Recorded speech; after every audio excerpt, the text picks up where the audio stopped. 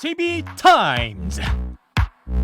네, 더마카와 함께 시선 집중의 문을 열겠습니다. 어서 오세요. 네, 안녕하세요. 더마카입니다. 비 오는 수요일 아침인데요. 오늘도 삐딱선 정신에 입각해서 주요 뉴스 챙겨드리겠습니다.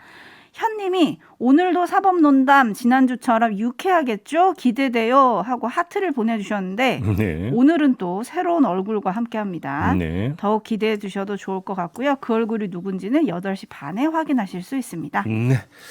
AS 타임 가시죠. 네, 어제 출산 기피 부담금 도입 주장을 했던 이창양 산자부 장관 후보자, 그리고 암의 특효약은 결혼이다, 이런 주장을 했던 정우영 복지부 장관 후보자, 그리고 군 가산점제를 반대하면서 여성과 장애인을 말했던 김현숙 여가부 장관 후보자의 여성관과 여성 정책에 대해서 저희가 짚었었잖아요. 네. 그런데 후보자들의 생각을 읽을 수 있는 과거 칼럼이 더욱더 논란을 좀 키우고 있습니다.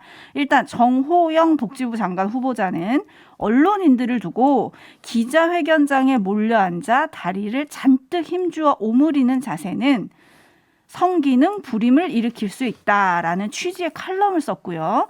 또 2010년에는 면접자들의 이력서 사진의 포토샵에 대해서 남자보다 여자가 더 심하다, 미모든 아니든 사진과 실물이 다르다라고 적은 칼럼이 지금 논란이 되고 있습니다. 네. 박보균 문체부 장관 후보자, 이분은 언론인 출신이죠. 네. 이분은 전두환 씨의 29만 원 예금 논란을 혐오라고 표현을 했고요. 이승만 박정희 정부의 독재를 옹호하는 듯한 글을 여러 번 썼던 게 지금 나오고 있습니다. 흔히 글은 마음의 거울이다, 이렇게 얘기를 하는데 이분들의 거울 어떻게 봐야 되나요? 아니, 다리를 잔뜩 힘주어 오므리는 자세가 문제가 있으면 그럼 쩍벌하라는 얘기인가요? 네. 그다음에 전두환식 리더십의 바탕은 의리다. 박보균 후보자가 이렇게 썼다면서요. 네. 이건 조폭들 얘기 아닌가요? 그러면 전두환 통치는 조폭 통치였습니까? 그렇게도 연결될 수 있는 건가요? 그러면 의리라고 하는, 지금 여기서 중요한 것은 국민과의 관계에서 봐야 되는 거잖아요. 그렇죠. 의리가 왜 나옵니까 거기서? 이 정도만 하겠습니다. 네. 글은 마음의 거울이다. 저는 어제 내내 이 말이 생각이 나던데 아무튼 청문회에서 뭐라고 하시는지 좀 저희가 시선 집중을 해보도록 하겠습니다. 예. 뉴스와 분석이 함께하는 제이비타임즈, 오늘 주목할 뉴스들 챙겨드리겠습니다. 첫 번째 뉴스 오디오로 먼저 만나보시죠. 검찰의 기소권과 수사권을 분리하는 검찰개혁 법안의 4월 내 처리를 민주당이 당론으로 의결했습니다. 이 원내대표의 이 마지막 당론 추인 요청이 있었고 의원들이 거기에 동의를 했기 때문에 표결 없이 당론으로 추인이 되었습니다. 만장일치로 추인되었다고 말씀드리겠습니다. 정치권에선 4월 말을 마지노선으로 보고 있는데요. 국민의힘은 대안 제시도 전혀 없는 검수완박 법안은 민주당의 자승자박이 될 거라며 강하게 비난했습니다. 필리버스터 등 모든 수단을 총동원해서 법안 저지에 나서겠다고 밝혔고요. 정의당은 시기나 방식, 내용에는 동의하기 어렵다며 사실상 반대 입장을 밝힌 상태입니다. 국회에선 다시 한번 여야의 대치가 확실시되고 있습니다. 네, 어제 이게 이제 가장 큰 뉴스였는데요. 네. 좀 세 단계의 고비가 있는 것 같습니다. 이걸 한번 좀 짚어봤으면 좋겠는데요. 첫 번째 고비는 이제 국회에서 처리 과정 아니겠습니까? 그렇죠. 안건 조정 회의와 필리버스터를 일정대로 넘을 수 있느냐, 이게 관심사인데, 안건 조정 회의는 사보임을 통해서 그냥 넘을 수 있을 것 같고요. 필리버스터 같은데 2단계에서 키를 준 사람이 누구냐면 박병석 국회의장이라고 봐야 됩니다. 네. 전반기 국회의장으로서 사실상 아마 마지막 숙제가 될 것 같은데요. 민주당이 협조할지가 관심사다, 이렇게 봐야 될 것 같고요. 두 번째, 본회의에서 표결 처리하는데 문제가 없느냐라는 건데요. 조금 전에 오영환 원내대변인 목소리 들었습니다만 어제 만장일치로 추인이 됐다고 하지 않습니까? 네.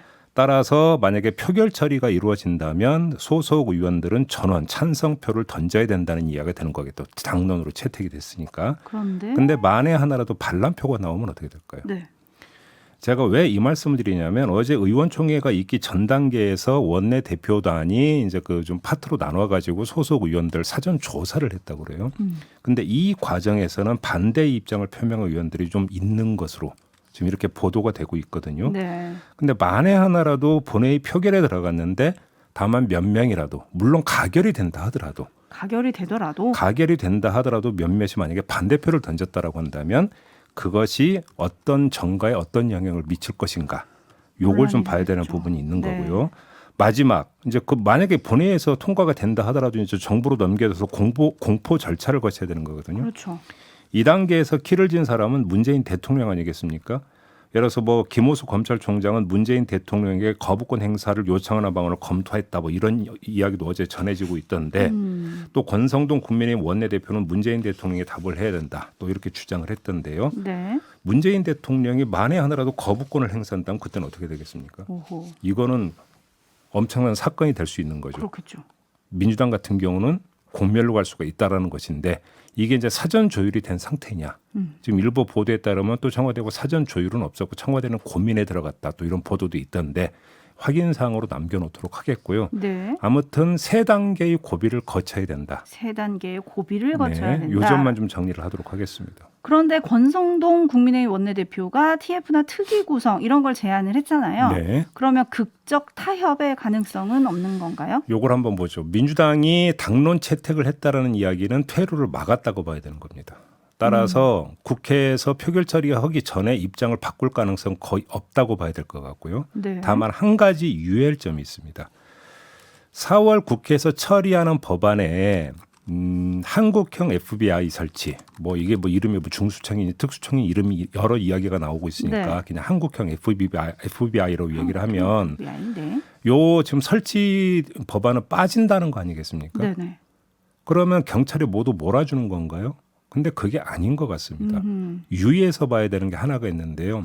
4월 국회 안에 처리하지만 시행을 3개월 유예한다고 지금 되어 있습니다. 네. 민주당이 채택한 그 법안 내용에 따르면 3개월 시행 유예를 하는데 왜 하느냐? 그 유예 기간 동안에 한국형 FBI 설치 방안을 차기 윤석열 정부와 국민의힘과 협의를 하겠다. 이런 계획이라고 하거든요. 네. 바로 이 지점에서 어찌 본다면 대안 마련 관련된 2라운드가 시작이 된다고 봐야 될 것 같은데요. 여기서 어떻게 되느냐가 사실은 더 중요한 문제잖아요. 우리가 뭐 이럴 때 이제 항상 하는 이야기지 않습니까? 악마는 디테일에 있다. 악마는 디테일에 있다. 이런 이야기를 하는 건데 현실적으로 그 검찰의 그 직접 수사권 부여한 6대 범죄 직접 수사권을 완전히 폐지를 해버리면 경찰이 다 가져가게 되는데 현실적으로 그게 가능하냐? 그다음에 또 이러면 문제가 발생하지 않느냐라는 것은 거의 모든 사람이 이야기하고 있는 거잖아요. 따라서 이걸 어떻게 경찰을 견제할 수 있는 그다음에 분산할 수 있는 방안이 마련이 돼야 완결이 되는 건데 네. 대안이 지금 없는 상태거든요. 이 대안 마련 과정에서 차기 정부와 국민의힘과의 협의는 필수인데 여기서 어떻게 이루어지느냐. 이게 지금 어찌 보면 더 중요한 문제가 되는 것이다. 네. 그래서 민주당이 당론 채택해서 4월 국회에서 처리한다고 해서 끝나는 게 아니라는 것입니다. 어허. 네.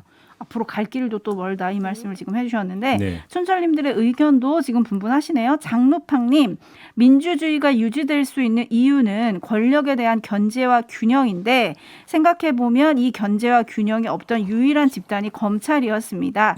이에 대한 고민의 결과가 검수완박이라면 반드시 필요하다고 봅니다. 라는 의견 주셨고요. 네. 1026님도 반드시 처리해야 합니다. 그래야 국민이 억울하지 않은 나라가 됩니다. 라고 해주셨는데 반면에 235 하나님 민주당 아직 정신 못 차렸군요. 6월 지방선거 참패할 것 같아 안타깝습니다. 라는 의견도 있고요. 정진권님 같은 경우는 5년 동안 놀고 있다가 정권 말에 이러니까 정권을 내준 겁니다. 라는 의견 보내주셨는데 반면에 이은하님 검수완박이란 표현 쓰지 맙시다. 검찰 선진화, 정상화 이게 맞는 말인 것 같아요. 라고 해주셨고요. 네. 7729님 보수 정당과 검찰과 언론, 기득권 연합의 총결집을 통한 반대를 과연 민주당이 뚫을 수 있을까요? 라고 해주셨는데 그거는 앞으로 저희가 또 지켜봐야겠죠. 관련 하여간 이야기는 잠시 2부와 3부에서 인터뷰에서 좀 더 자세히 들어가 보겠습니다. 그런데 검찰은 어떻게 반응할까요? 지금 페페님이 검사들에게도 저녁이 있는 삶을 보장해줘야 합니다라고 해주셨는데 검찰은 지금 거의 집단 반발하기 일보 직전 아닙니까? 지금 뭐 김호수 검찰총장은 자리에 연연하지 않는다고 했잖아요. 네. 근데 자 그러면 6대 그 범죄 직접 수사권 폐지가 기정사실로 됐을 때 그러면 자리를 던지겠죠. 근데 그 기정사실로 보는 시점이 국회에서 처리된 다음이냐 아니면 지금이냐 이건 뭐 김호수 총장이 판단한 문제 아니겠습니까? 네. 네. 검찰의 움직임도 시선 집중하겠습니다. JB타임스 다음 주목할 뉴스 오디오로 먼저 만나보시죠. 양측의 측근 한 명씩을 배석시킨 가운데 마주한 두 사람은 웃음을 띤 얼굴로 50여 분간 비공개로 대화를 나눴습니다. 윤 당선인은 국정농단 사건 수사팀장을 맡아 박 전 대통령을 수사했던 데 대해 면목이 없고 늘 죄송했다고 말했고 박 전 대통령은 담담히 듣기만 한 것으로 전해졌습니다. 아무래도 그 지나간 과거가 있지 않습니까? 어떤 제 인간적인 안타까움과 또 마음속으로 갖고 있는 제 또 미안한 마음 그런 것도 말씀드렸고 이어 박 전 대통령의 굉장히 좋은 정책이나 업적이 있는데 알려지지 못한 부분이 아쉽다며 잘 알려 명예회복을 할 수 있게 하겠다고 약속했습니다. 윤석열 당선인은 또 박근혜 전 대통령에게 대통령 취임식 참석을 요청했고 박 전 대통령도 가능한 참석하도록 노력하겠다고 답했습니다. 네, 어제 두 사람 회동이 있었습니다. 네. 이 좀 포인트 두 가지로 나눠서 좀 짚어보려고 하는데요. 첫 번째는 취임식 참석 여부입니다. 가실까요? 그것이 갖는 상징성이 있지 않습니까? 네. 만약 그 박근혜 전 대통령이 참석을 한다면 보수 정치권과 언론은 화해, 더 나가서 통합으로 묘사를 할 게 뭐 불을 보듯 뻔한 거 아니겠습니까? 네네. 근데 반대로 참석을 하지 않으면 어떻게 될까요? 예를 들어서 그러니까 그 건강상의 문제 뭐 이런 걸로 그러니까 이야기를 할 수 있겠죠. 네. 하지만 그냥 그렇게 정리하고 넘어갈 수 있을까요? 여운이 길게 갈 가능성이 있죠. 그렇죠. 그래서 시간이 흘러서 윤석열 정부의 지지 기반이 악화되고 보수 세력의 이완이 나타난다면 이게 불씨가 될 수가 있다. 네. 이 점을 봐야 될 것 같고요. 아무튼 박근혜 전 대통령은 두 마디 말을 다 하지 않았습니까? 현 건강 상태로는 자신이 없다라고 하면서도 가능하면 참석하도록 노력하겠다. 네. 두 개의 가능성을 다 열어놓은 거잖아요. 한번 봐야 될 것 같고요. 네. 두 번째 포인트는 악수 장면인데 어제 회동에는 권영세 인수위 부위원장과 유영하 변호사가 배석을 했는데 윤석열 당선인이 사저에 도착할 때 유영하 변호사가 집 앞에서 윤석열 당선인을 맞았고 두 사람이 악수하는 투샷이 어제 많이 보도가 되지 많이 않았습니까? 나왔습니다. 이것이 대구시장 경선에 어떤 영향을 미칠 것인가. 어제도 잠깐 이야기를 했는데 이것도 또 하나의 포인트가 된다고 봐야 되겠죠. 네, 지금 두 가지 포인트 짚어주셨는데 일단 촌철님들은 미안하다, 늘 죄송하게 생각한다라는 윤석열 당선인의 말에 좀 주목을 많이들 하시네요. 네. 6711님, 어쨌든 죄를 지은 건 매 한 가지인데 박근혜에겐 미안하고 다른 범죄자들에겐 안 미안하나요? 라는 물음표 보내주셨고요. Y님은 저렇게 사과하면 국민이 탄핵시킨 게 부정되는 거 아닌가요? 자, 요 대목에서 제가 그러니까 이 말씀을 드리겠는데요. 조금 전에 오디오로 들으셨죠? 네. 인간적인 안타까움과 마음속으로 갖고 있는 제 미안한 마음 이렇게 표현을 했거든요. 네. 자, 인간적인이라고 하는 어떤 한정을 지었습니다. 그래서 수사는 수사고 그냥 개인적으로 인간적으로 갖는 마음은 별개다 아마 이런 뜻으로 이야기를 한 것 같은데 근데 대통령 당선인 아니겠습니까? 그렇죠. 거기도 이제 공개된 행사였다고 봐야 되는 거고 네. 그 발언 내용은 좀 공개가 되지 않았습니까? 네. 예를 들어서 비공개로 그냥 그 단둘이 만나서 사적 대화를 나눈 상태에서 뭐 인간적인 어떤 심중을 드러냈다면 뭐 별 얘기 안 하겠는데 사실상 공개된 행사였고 또 그 내용을 배석했던 두 사람이 기자들 앞에서 정리를 해서 발표를 했는데 그럼 이건 대국민 메시지로도 볼 수 있는 거잖아요. 그런데 그러면 어떤 공적인 것과 인간적인 마음을 나눠서 이야기할 수 있는 겁니까? 이걸 하나로 좀 정리해서 말씀을 드리고요.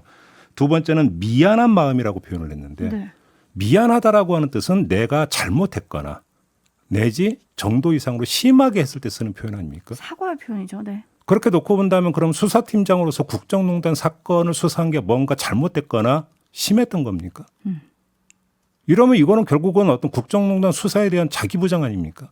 더 나아가서 이렇게 되면 탄핵에 대한 부정으로도 해석될 여지를 안기는 거 아니겠습니까? 그렇기 때문에 오늘 아침 보도를 보면 일부 언론은 이건 탄핵에 대한 사실상 부정 아니냐. 네. 뭐 이런 지금 비판이 나오는 거 아니겠습니까? 그렇죠. 이건 아니죠. 이거는. 그러니까요. 그 부분을 조금 짚어주시는 촌철님들이 굉장히 많으세요. 8830님은 네. 검사들은 자기들 밥그릇 뺏는다고 집단 행동할 게 아니라 자기들 수장 출신이 이렇게 행동한 것에 대해서 조금 부끄러워야 하는 게 아니냐 이런 의견 보내주신 분도 계시고요. 반면에 제가 또 주목했던 거는 박정희 정부의 국정 운영을 배우고 있다라는 얘기를 했다는 부분인데요. 네. 요건 좀 어떻게 봐야 될까요? 뭐 이야기는 뭐 대선할 때마다 뭐 산업화 세력과 민주화 세력이 어쩌고 뭐 이런 얘기 많이 나왔으니까 그죠? 뭐 네. 그런 차원에서 했던 이야기인지는 모르겠습니다만은 박정희 정부에서 국정 운영에 있어서 포갑 통치나 이런 것들을 의미하는 건 아니지 않겠습니까? 설마 그런 걸 얘기하지는 않은 거겠죠. 네. 네. 그렇게 넘어가죠. 네.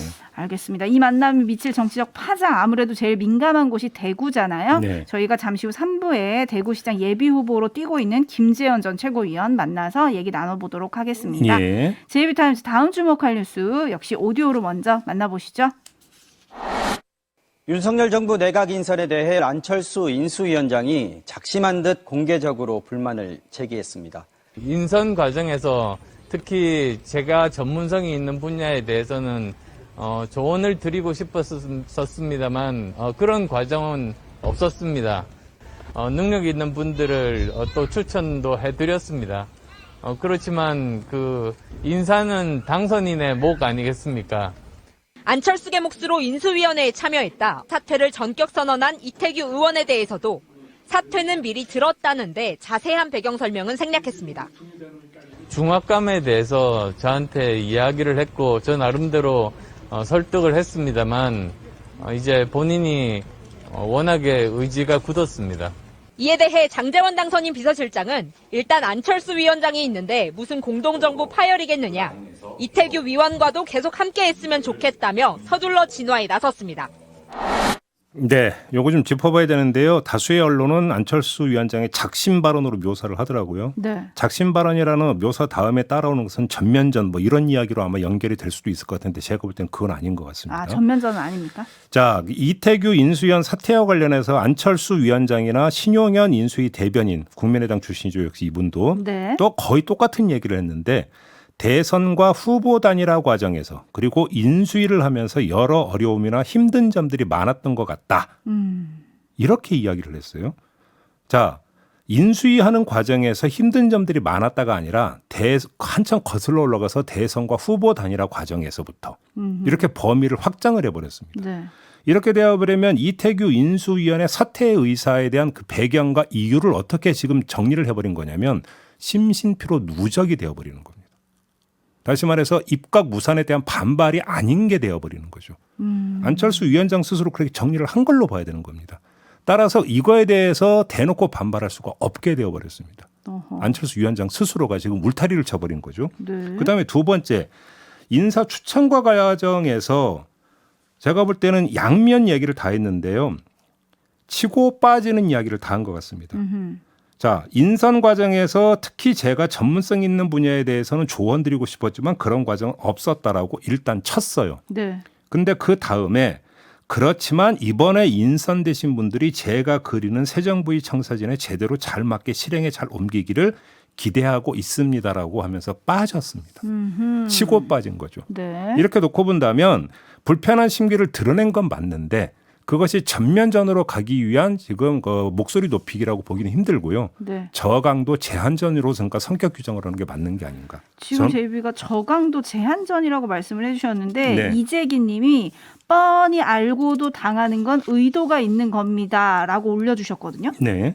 뭐 어떤 의도요? 그러니까요. 네.